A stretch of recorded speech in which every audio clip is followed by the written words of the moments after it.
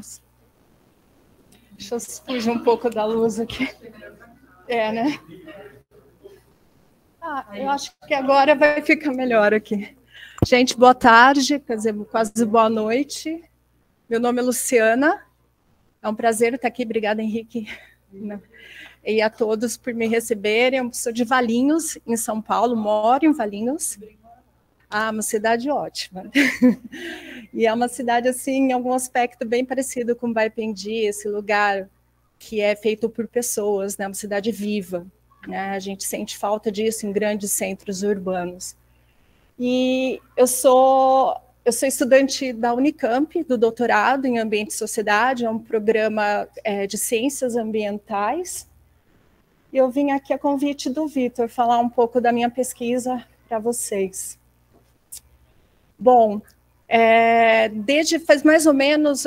bom, deixa eu começar pelo zero, né? Eu sou advogada.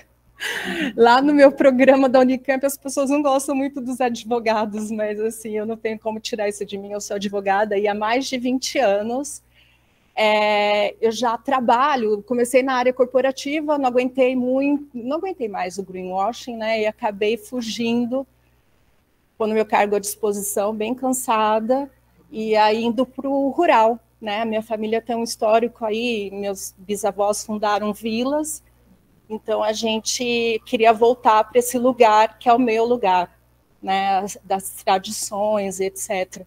E aí comecei a acompanhar vários movimentos. Hoje eu sou, tirando um pouco antes de iniciar aí o doutorado, que agora eu estou com uma bolsista plena, né, dedicada pela FAPESP, mas antes disso eu fazia um acompanhamento consultivo advocatício, regularização fundiária, ambiental de comunidades, né, dentre elas as ecovilas, e também sou consultora do MST, ali da direção de São Paulo, tá? Dos assentamentos de reforma agrária de São Paulo. E muito me orgulha ser consultora deles, o maior movimento agrário do mundo, né? De maior resistência.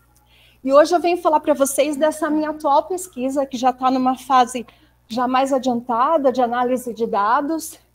É com ela que eu tenho essa bolsa FAPESP, e eu espero ajudar vocês a uma análise bem crítica do papel dessas comunidades nos territórios rurais. Né? Até gostei muito da fala da Karen, né? De proteger também o rural, né? As tradições, que é muito importante. Então, existem muitas iniciativas de boas intenções, mas a gente precisa também, na boa intenção, ter uma autocrítica para saber o quanto essa boa intenção não vai transformar o rural naquilo que ele não precisa ser. Porque o rural não é algo vazio, não é um espaço vazio no mapa. Muitas vezes a gente vê uma tecnologia muito avançada, eu lá no meu programa, a gente trabalha muito com mapeamento, sensoriamento remoto por satélite, mas naquelas mega distâncias a gente vê os espaços vazios. Eles só enxergam os latifúndios, mas eles não enxergam um rural cheio de vida, de produtores familiares, de pequenas comunidades, de feiras livres, entendeu? Das produções orgânicas, que são em menor escala, mas são justamente a escala do MST que alimenta o Brasil. Né? Então, é dentro disso que eu venho trabalhando, não só nessa pesquisa, mas na minha consultoria também, que é a gente saber que boas intenções todo mundo tem, mas a gente precisa trabalhar sempre a crítica. Com que mãos eu estou tocando o rural? Com as mãos de alguém que se coloca no mesmo nível da vida ali existente, vida humana e não humana, ou com as mãos de um colonizador ou um neocolonizador? Exato.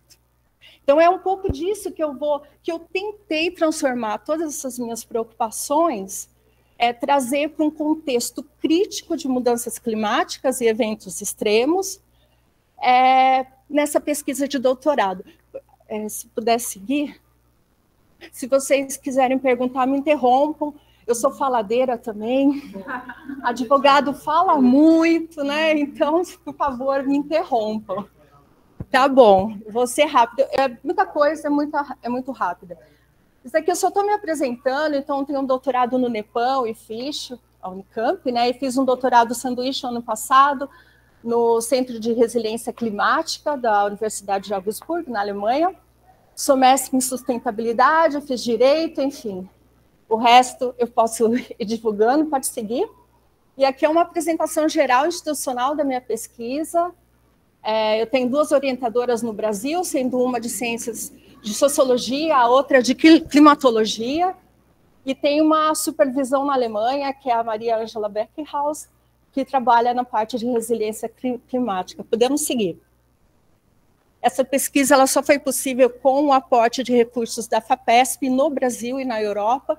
Vocês vão ver que é uma pesquisa bem parruda, até foi muito difícil fazer esses slides. E aqui eu vou trazer, só volto um pouquinho, né, no índice, uma introdução, e aí eu vou trazer um pouco dos resultados e produto e por que a organização Rizomar está presente no estudo que, num primeiro momento, foi desenhado para São Paulo e para a Alemanha. Tá? Bom, então podemos seguir. Essas fotos todas que vocês estão vendo aí são fotos do meu mestrado, doutorado com as ecovilas, né, são fotos reais.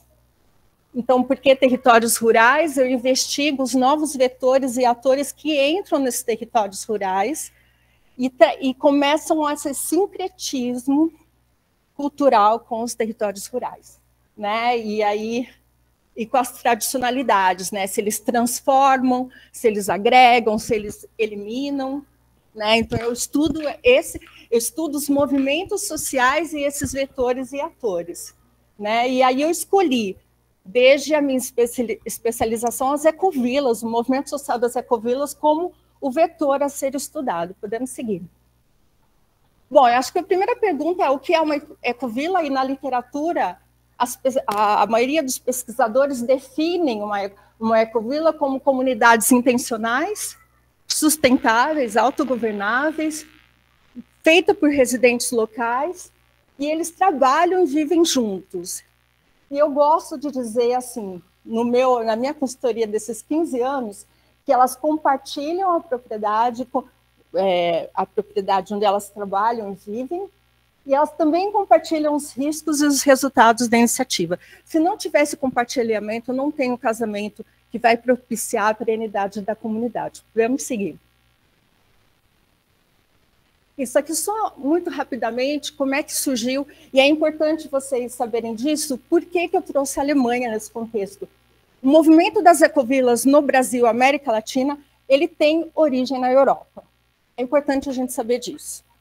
Tá? Ele tem origem e ele é muito inspirado, as ecovilas daqui se inspiram ainda nas ecovilas europeias. Isso é fato. Tá? Bom ou mal, isso acontece assim. E aí, o que existe na literatura tem, mas ele também é originado da Europa. Sim. E o movimento originado da Europa, documentado na literatura, é da década de 60. E surge também a Alemanha como um dos primeiros países a sediar ecovilas do mundo, as Ökodorfs.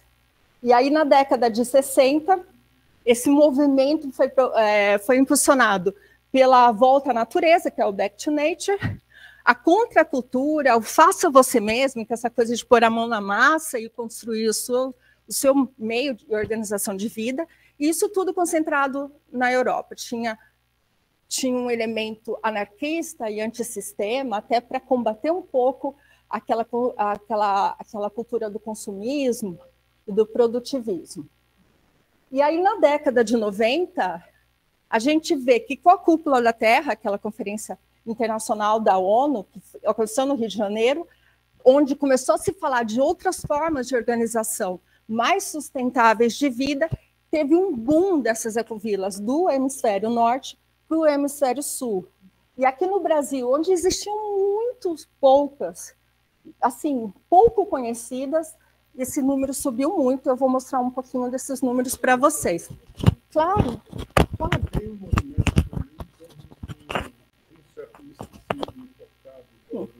Tem sim. Eu vou falar, na minha pesquisa eu falo disso, porque, só voltando um pouquinho ali, Quando eu fiz na banca de qualificação, em 2023, que era, eu só podia ir para a Alemanha fazer o sanduíche se eu fosse qualificada. E aí eu trouxe alguns indícios que eu tinha lido e buscado em históricos aqui no Brasil, que existia esse movimento New Age, que vinha dessa coisa asiática, mas antes da década de 60. E aí eles me puseram um desafio. Trabalhe isso, se existe realmente um movimento orgânico de comunidades antes da década de 60. E se houve uma influência do orientalismo, da religião New Age, dos ashrams, dos mestres, né? Podemos passar. Bom, em linhas gerais, qual que é o perfil populacional do movimento de ecovilas no Brasil hoje? A grande maioria, eu estou terminando de mapear isso na minha pesquisa agora, mas são pessoas de classe média, branca, com nível superior e visão de mundo essencialmente ecologista. Tá? Podemos seguir em frente? As ecovilas por continente, esse é um número de 2024, só para vocês verem, a Europa hoje, que é onde nasceu, tem 216... essas ecovilas são só as cadastradas na GEM, que é a Rede Global de Ecovilas, da qual eu sou membro. São 278, sendo 39 na Alemanha, e se vocês olharem, olha, América do Norte, 193 ecovilas, e América Latina, 192. Nós estamos ali bem, e o Brasil, só no Brasil, entre urbanas e rurais, 84. Mas é importante dizer que no Brasil, mapeado pela GEM, urbana só existe uma. Todas as demais são rurais. Tá? Depois, se vocês quiserem, fora daqui, depois que eu terminar a apresentação, que eu estou com o tempo contado, eu posso trazer mais detalhes. Podemos seguir. Aqui, eu trouxe só muito rápido uma tabela para vocês verem, né? O Brasil, 84, a Alemanha, 35, mas a Alemanha é muito menor do que o Brasil, então não tem... E olha, ali eu vou trazer por estado. E ali o Brasil, ele dentro da América Latina, ele é o que mais tem. Podemos seguir? E aqui dentro do Brasil, na região sudeste, vocês podem ver, a região sudeste é o que mais tem ecovilas cadastradas ali. Minas Gerais e São Paulo, ó, estamos igual praticamente. Uma mais Minas, e é maravilhoso, né? 16 em Minas Gerais, 15 em São Paulo e 3 em Rio de Janeiro. Podemos seguir? Tá, então aí dentro disso, eu tô correndo, gente, vocês nem imaginam, tô até com palpitação aqui. Respirar. Bom, então o que eu quero descobrir com essa pesquisa aí que está sendo super financiado aí pela Fundação FAPESP, né? Eu quero saber como as ecovilas em São Paulo e no sul da Alemanha, que é onde eu estou apostando que se originou, como elas estão incorporando a crise climática e os eventos extremos em sua visão de mundo e estilo de vida. Por quê? Porque visão de mundo e estilo de vida, ele é um reflexo de hábitos e cultura de relacionamento e organização no espaço. E quando eu falo isso, eu também falo de território. Tá? Então, a gente vai observar aqui, eu explico um pouquinho melhor. Então, aqui... Como que eu estou trabalhando essa pergunta, né? Que elementos eu estou indo e como eu estou buscando uma análise disso?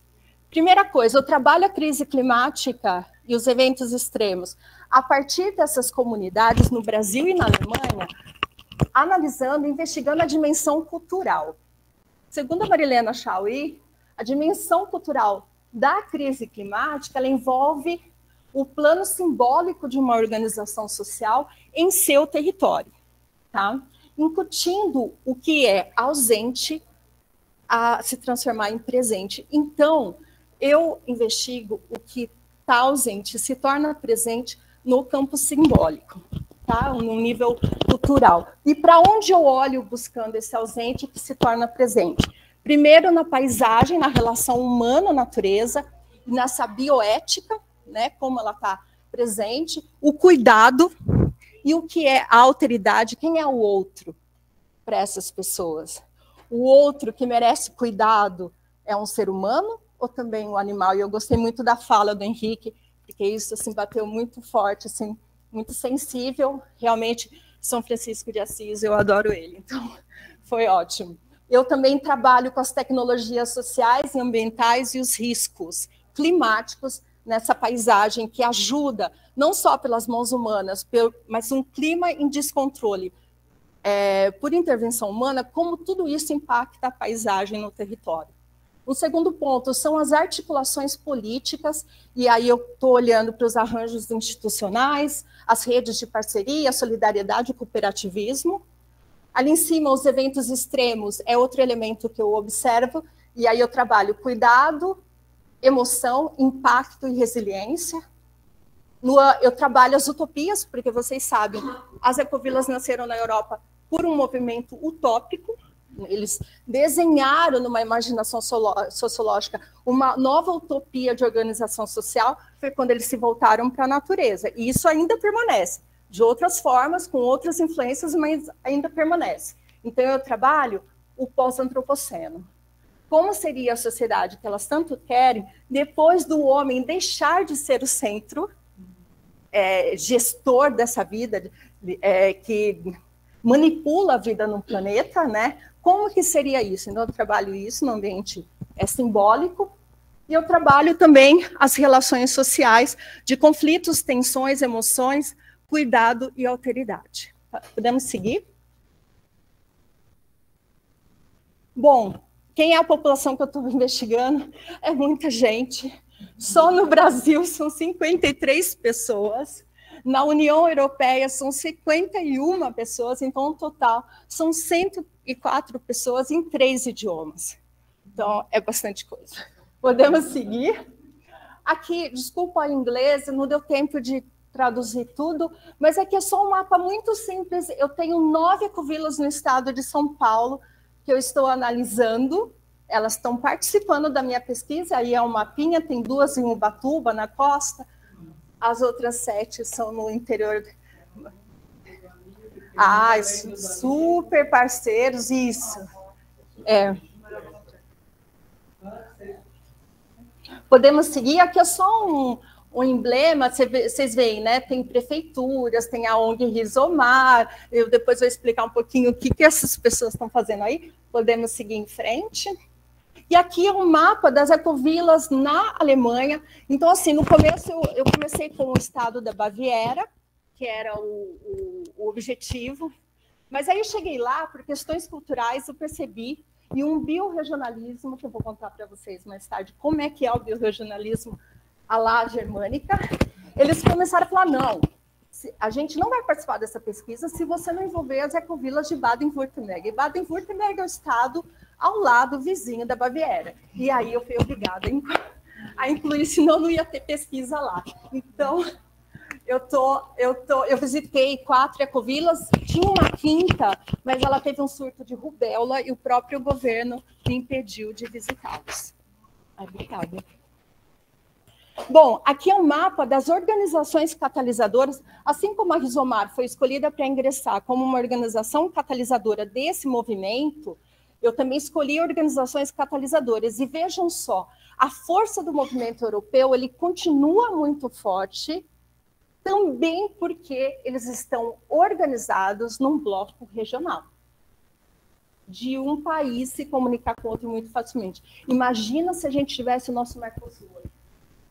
Como é que seria isso? Né? Então, aqui eu só pus algumas, mas eu fui até na Dinamarca, Suécia, Áustria, Suíça, percorremos aí várias coisas. Podemos seguir em frente. Então, na Europa, eu abordei 51 pessoas. Tá? A Sofia está aqui, ela é da Alemanha, ela me ajudou no trabalho de campo lá na Alemanha e veio para cá me ajudar agora nessa terceira fase da pesquisa aqui no Brasil. E aqui é só um timeline, só para eu mostrar. Eu tive um primeiro ciclo de trabalho de campo, que inclusive foi quando abordei a Rizomar em 2023. No ciclo 2, eu fui para a Europa, no Sanduíche, fazer o trabalho de campo lá. O ciclo 3 é o que eu estou agora, e eu estou trabalhando um produto da pesquisa, que eu vou mostrar para vocês muito rapidamente. E o ciclo 4, que começa agora, em agosto, é justamente análise de dados e aí elaboração da minha tese. Podemos seguir? Já estamos indo para o final. Bom, eu estou me baseando numa teoria bem importante, que eu acho que lê a questão sociológica numa crise climática com uma certa pontualidade, assim, muito legal, que é do Ulrich Beck, um alemão. E aí, Ulrich Beck, ele que escreveu Sociedade de Risco, Modernidade Reflexiva, enfim. E Ulrich Beck, no último livro dele em vida, aliás, foi a esposa dele que publicou o livro depois da morte dele, inclusive, que é a Metamorfose do Mundo, ele trabalha as configurações sociais necessárias para enfrentar a mudança climática de uma forma resiliente. E uma das propostas, né, de imaginação sociológica... Desculpa, gente, eu não sei o que eu estou fazendo. Aí, uma das formas que ele propõe de imaginação sociológica, que a gente pode trabalhar esperança, resiliência, união, enfim, de enfrentamento de uma crise climática, são as comunidades cosmopolitas de risco climático. E aí, durante a minha pesquisa, eu, descabeladamente, estava tentando comprovar minha hipótese de pesquisa, acho que todo pesquisador passa por isso, e eu consegui comprovar no Brasil e na Alemanha que as ecovilas podem ser ecovilas cosmopolitas de risco climático, é o que eu vou mostrar também daqui a pouco. Então, o caso no Brasil que eu encontrei é que desde 2023, uma das ecovilas que fazia parte da minha pesquisa, a Cition, em Vargem Grande Paulista, ela começou uma parceria com a Prefeitura de Osasco, que formaram uma coalizão, junto com o Consulado do Senegal, para trabalhar um plano diretor de Osasco que trouxesse a dimensão das ecovilas e dos sítios permaculturais para dentro do plano diretor. Né?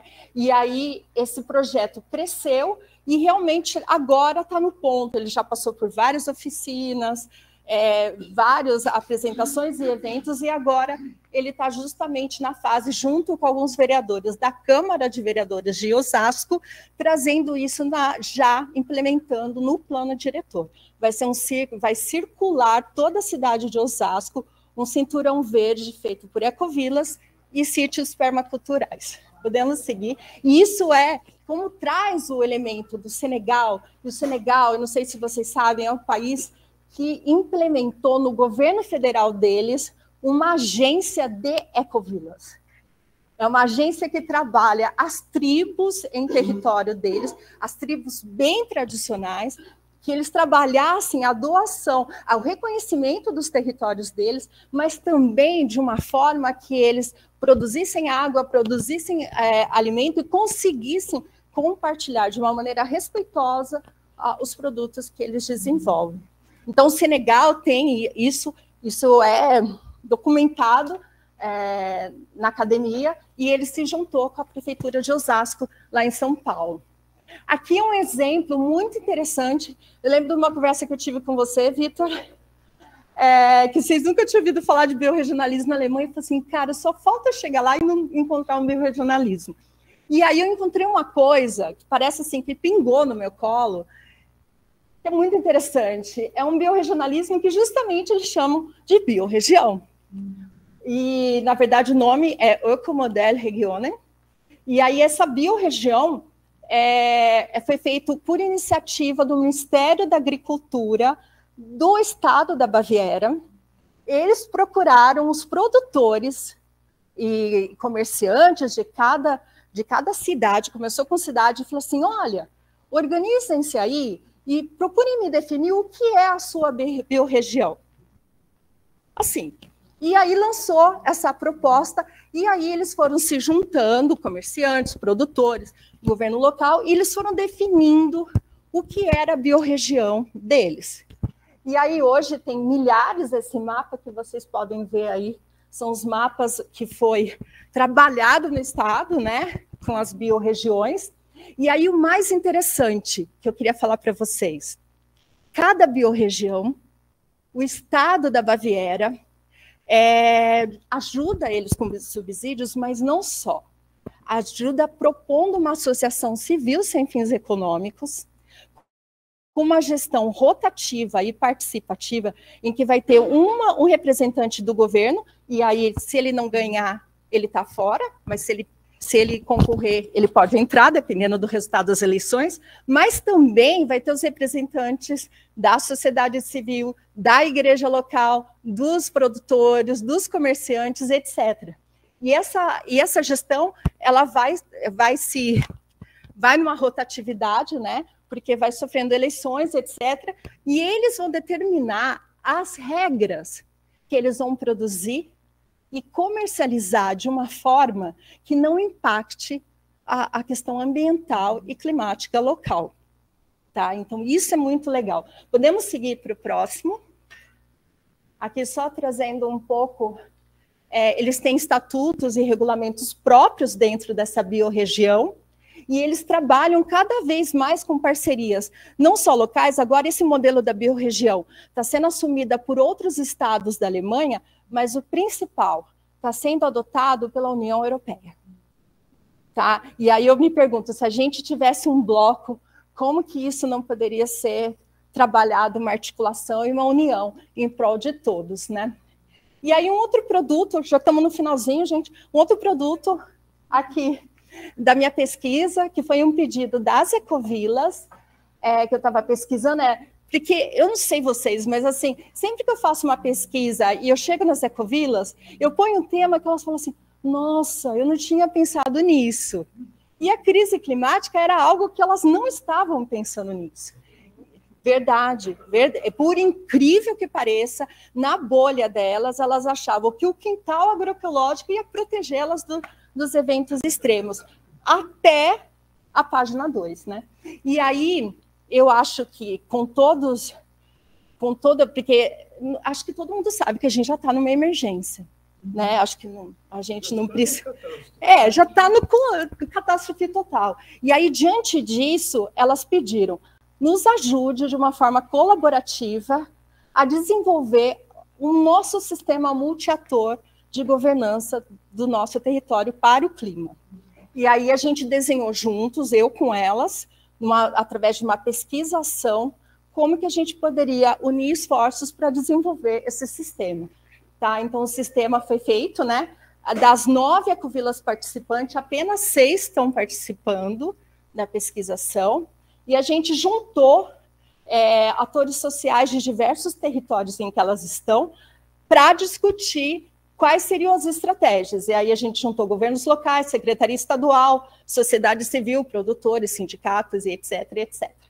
Quais são as fases? A primeira é um protótipo que a gente acabou de ir a campo, eu e Sofia, e já assim estruturamos com elas, né, durante 2, 3 dias, com todos esses atores, foram muito legais, eram 10 pessoas em debate.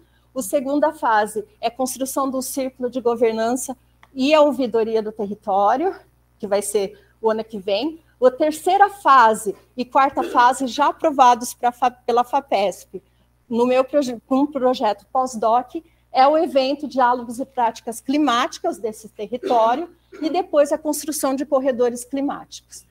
Podemos seguir? E por que a organização Rizomar de Baipendi? Primeiro, eu queria falar para vocês que vocês têm...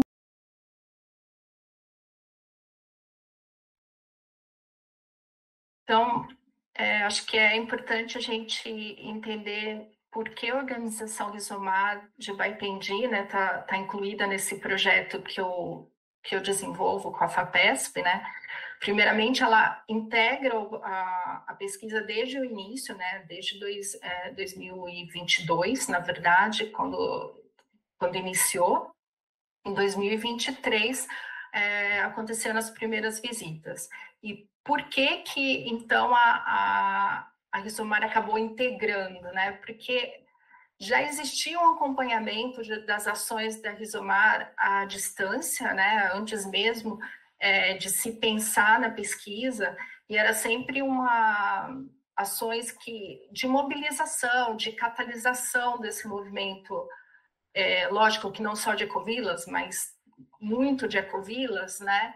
E nessa articulação também de mobilização de vetores no território, né? Então, vetores políticos, econômicos, sociais, e tudo voltado muito para para uma linguagem mais regenerativa, se não generativa, mais uma questão mais sustentável, ou mais equilibrada na governança do território. Isso chama muito atenção quando vem essa mobilização de atores sociais em territórios rurais, né?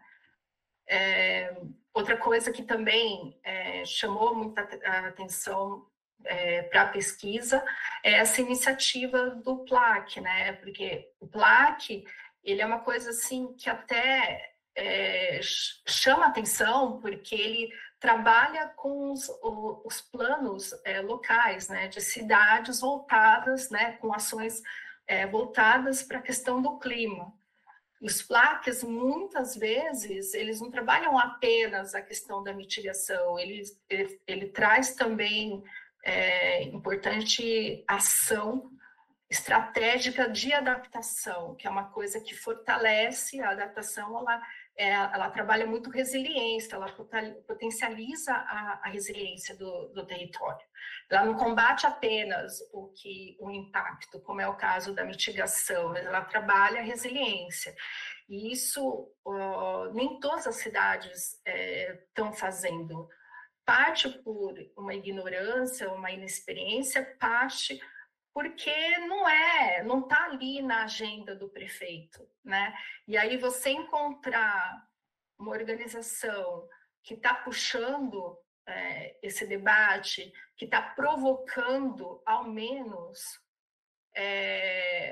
uma conversa, né, com esses atores políticos, com atores sociais, enfim, catalisando um momento dessas agendas públicas para discutir um PLAC é muito importante, né? E até no contexto da pesquisa, falando da pesquisa, o PLAC conversa muito, porque a minha pesquisa justamente ela está trabalhando essas ações multinível, multiator, né? E aí também com atores políticos, públicos, mas também com as ONGs em prol desses planos de adaptação, de mitigação climática locais, né?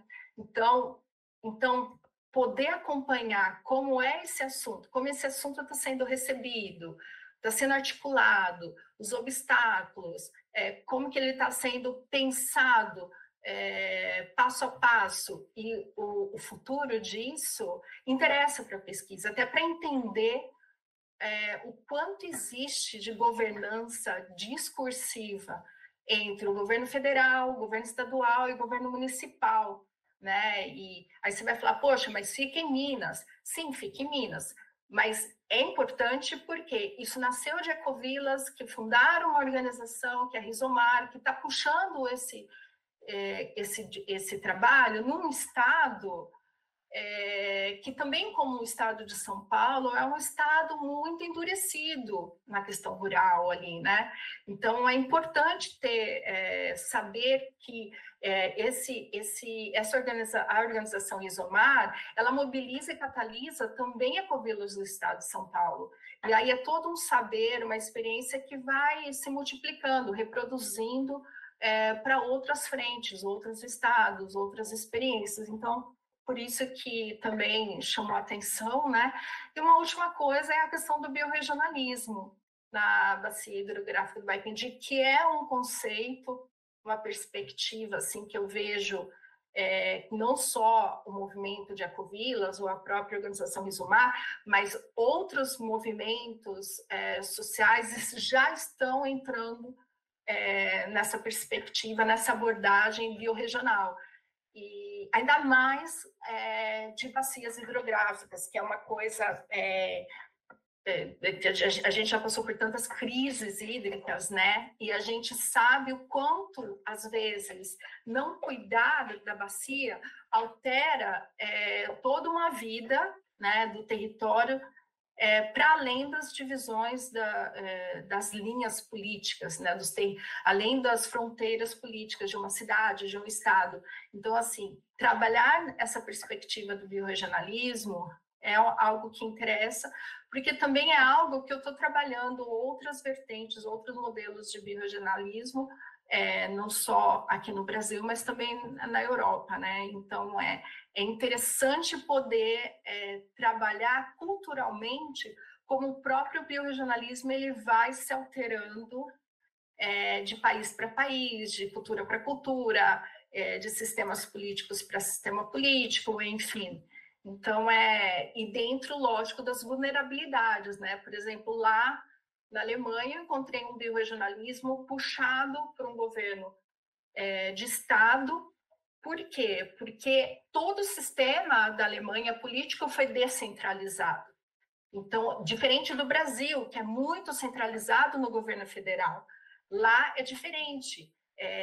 O próprio sistema de participação popular e de democracia mudou.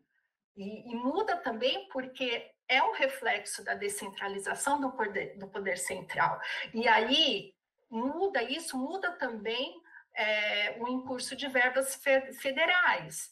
Isso acaba ficando muito sobrepesado no governo estadual, de ajudar a sua região, né, o seu estado, a se movimentar, a se articular e a poder criar forças econômicas, políticas, sociais. E aí esse governo de estado criou um modelo biorregional para cuidar dos territórios rurais. Mas não dentro de um sistema meramente do agrobusiness, que poderia ser, ou da indústria, mas ele pensa o biorregionalismo de trabalhar pelo exemplo, e aí ele usa ecovilas e os produtores, pequenos produtores rurais, que trabalham com um sistema biodinâmico, orgânico e etc. E vai compondo esses vetores, sem também excluir quem é os grandes produtores, né, desenvolvimentistas, mas tentando trabalhar pelo exemplo. Então, a forma como eles trabalham isso é interessante, também como um aprendizado para a gente, né? Também para trazer essa ideia para dentro da discussão, né, da pesquisa. Então, acho que esses 4 eixos assim de ações, né, que a organização Rizomar ela estava desenvolvendo, isso desde o início chamava muita atenção, vinha até pelas próprias ecovilas que eu tinha convidado para fazer parte da mostra, né? E essas próprias ecovilas falavam, você tem que conversar com a Rizomar, porque a Rizomar está trabalhando nesse sentido. Então, até foi uma coisa meio snowball, assim, né? Uma bola de neve, que aí todos foram indicando a Rizomar, e aí tinha cada vez mais certo que a Rizomar tinha que integrar como um dos atores, né, a ser pesquisado. E aí, por fim, eu trago um pouco, assim, né, que é muito interessante, de novo, né, esse plano local de ação climática, né, e aí eles estão pensando isso, né, estavam pensando criar esse plano local no momento da pesquisa lá em 2023, quando eu fiz a visita, estava tendo essa discussão, né, junto com a cidade, os representantes do município e ONGs, e universidades, etc., tinha uma população bem grande, né? Ali, muitas pessoas participando, e isso foi muito engajador, né? Eu não tinha visto isso, pelo menos aqui na minha região de Campinas, Valinhos, tal, algo desse porte, mas de discutir um plano local de ação climática, né? Mas pensando numa abordagem, numa perspectiva de bacia hidrográfica, e pensando em ações de adaptação, né? E aí, de novo, a adaptação é muito importante, porque é o que potencializa a resiliência e aí trata melhor a vulnerabilidade, né? Então, aí você pensa a partir de um ecossistema e comunidades humanas da bacia hidrográfica, né? Então, o que é melhor para a bacia hidrográfica e como adaptar isso. Então, isso é uma coisa assim que eu até resolvi voltar agora, porque eu precisava entender, nesse momento, quais são os obstáculos, como que esse projeto especificamente está caminhando, porque isso realmente é algo que interessa para a pesquisa, para a gente tentar entender se está avançando ou não está, ou está estagnado, por que está estagnado, até para compor essa arena, né? Porque a gente sabe que a questão ambiental no Brasil, desde que o Brasil é o Brasil, existe uma arena hegemônica que contrapõe o capital com recursos naturais, e nunca é fácil lidar. Essa arena ela é muito conflituosa, já gerou muitas perdas de vários tipos, né? Não só de recursos naturais, mas de vidas humanas, com os conflitos rurais, etc. Então, entender essa arena, né? Por que avança ou por que não avança, é muito importante, porque quando a gente pensa, todo mundo pensa, clima, né? A gente está falando de algo que não combina, pelo menos algumas teorias falam, não combina a gente discutir capital, recursos naturais ou propriedade privada, o que quer que seja. Mas quando a gente fala de uma questão climática, a gente está falando de uma esfera muito complexa, que a gente está unindo as desigualdades que já fazem parte daquele país, desde que aquele país é aquele país, mais as desigualdades globais. Então, a gente está falando de camadas e camadas de desigualdade que impõem obstáculos ainda maiores e mais complexos. Então, para mim, assim, é muito importante saber como que esse projeto especificamente está acontecendo, e esse é o motivo da minha vinda, né? Então, é isso. Aí, esses são alguns dados para entrar em contato comigo. Eu pus o link da FAPESP, da pesquisa no Brasil e da pesquisa na Europa também, se vocês quiserem saber um pouco mais, assim, como que isso está sendo monitorado pela FAPESP, né, pela Fundação FAPESP, é por aí. Então é isso, obrigada. E se tiver algum problema, alguma dúvida, é só me escrever.